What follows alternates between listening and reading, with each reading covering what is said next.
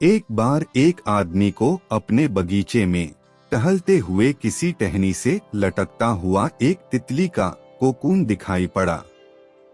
अब हर रोज वो आदमी उसे देखने लगा और एक दिन उसने नोटिस किया कि उस कोकून में एक छोटा सा छेद बन गया है। उस दिन वो वहीं बैठ गया और घंटों उसे देखता रहा।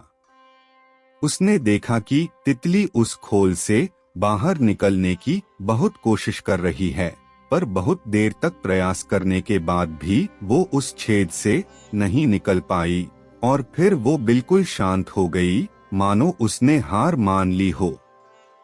इसलिए उस आदमी ने निश्चय किया कि वो उस तितली की मदद करेगा। उसने एक कैंची उठाई और कोकून की मुंह को इतना बड़ा कर दिया कि वो तितली आसानी से बाहर निकल सके। और यही हुआ, तितली बिना किसी संघर्ष के आसानी से बाहर निकल आई, पर उसका शरीर सूजा हुआ था और पंख सूखे हुए थे। वो आदमी तितली को ये सोचकर देखता रहा कि वो किसी भी वक्त अपने पंख फैलाकर उड़ने लगेगी, पर ऐसा कुछ भी नहीं हुआ। इसके उल्टे बेचारी तितली कभी उड़ ही नहीं पाई और उसे अपनी बाकी की जिंदगी इधर उधर घिसटते हुए बितानी पड़ी।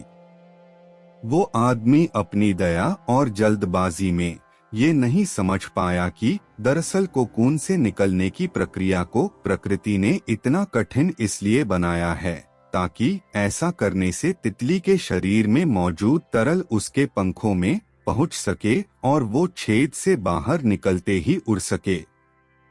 वास्तव में कभी कभी हमारे जीवन में संघर्ष ही वो चीज होती है जिसकी हमें सचमुच आवश्यकता होती है। यदि हम बिना किसी स्ट्रगल के सब कुछ पाने लगे तो हम भी एक अपंग के समान हो जाएंगे।